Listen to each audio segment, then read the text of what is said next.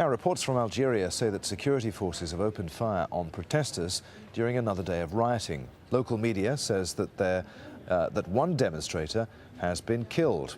The unrest has been triggered by a sharp rise in the price of food and also of unemployment. Hashim Al-Hubara reports. Algeria mired in violence.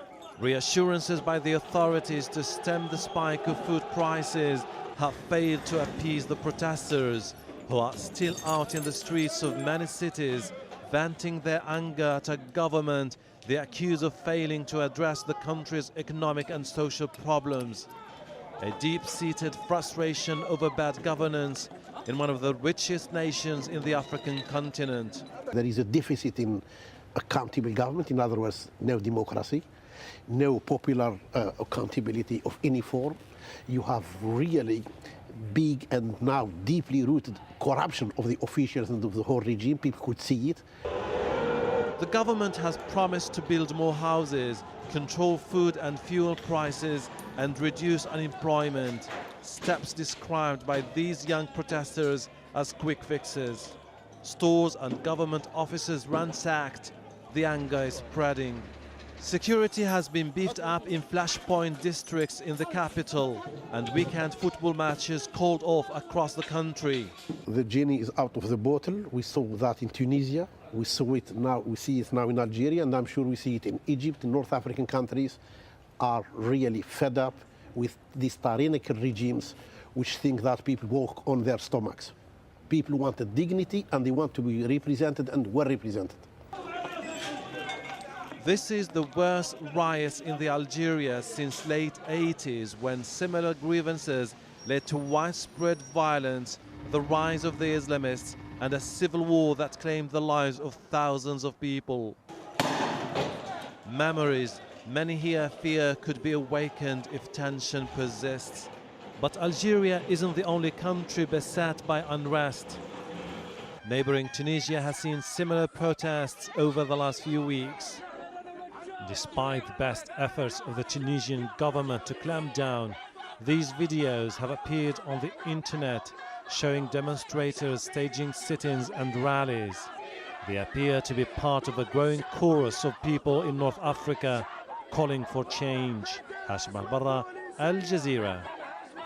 Well, let's discuss this further with Mohamed Zittou, who's a former Algerian diplomat, the deputy ambassador to Libya. He joins us now live from our London studio. Thanks for being with us. What, in your opinion, is really going on at the moment in Algeria? We spoke to a member of the ruling party an hour ago who said that this unrest was due to an unruly minority.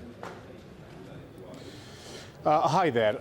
Unfortunately, they are continuing to give very distorted version of what's going there, because simply they have got their upper hand on the media, international media, and also local media, and that's why they think that they can continue to say lies about what's going on. What's going on, to make it very simple to your viewers, it's a revolt and probably a revolution of an oppressed people who have been for 50 years waiting for housing, employment, a proper and decent life in a very rich country, but unfortunately which turned to be ruled by an extremely rude elite, and which doesn't care about what's going in the country. And because they didn't allow that, and because they didn't give the people what they want, and where they have got absolutely the means to do that, people are just revolting,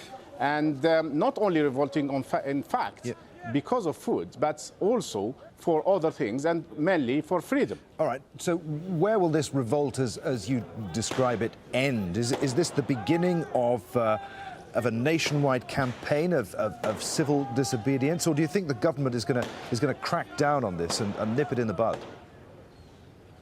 it will be very difficult for them to crack down. Till now, they are trying not to use extreme violence as they used to be. Let's not forget that since 11th of January 1992, they have been the regime, which is controlled by a handful of generals, mainly from the secret services, have been directly or indirectly responsible for the killing of 200,000 persons. We are talking about 200,000 persons in the last 19 years, particularly on the 90s. For this time, they can't just use the word of fighting terrorism.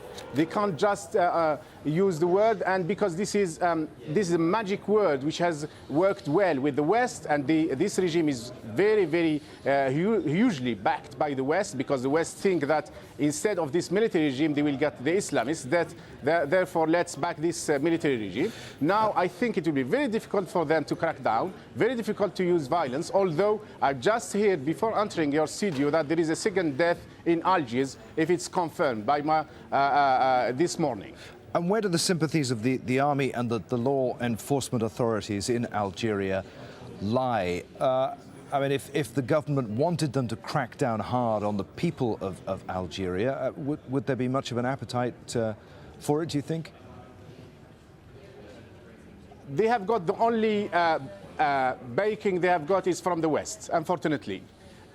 Inside Algeria, this elite which ruling the country has absolutely no sympathy within the people. Even within the extreme eradicators, they have lost the faith on the military regime. Because the problem that people think that we have got a president, ministers, prime minister. In fact, this is the facade, this is the decor, if you want. This is the cosmetic which is needed for particularly for abroad.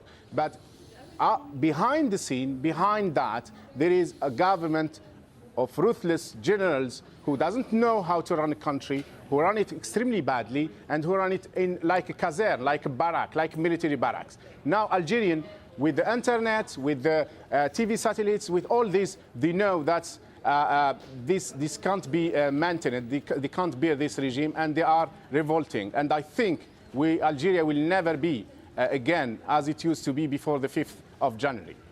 All right, Mr. Zittou, thanks for your view. That's Mohamed Zittou, a former Algerian.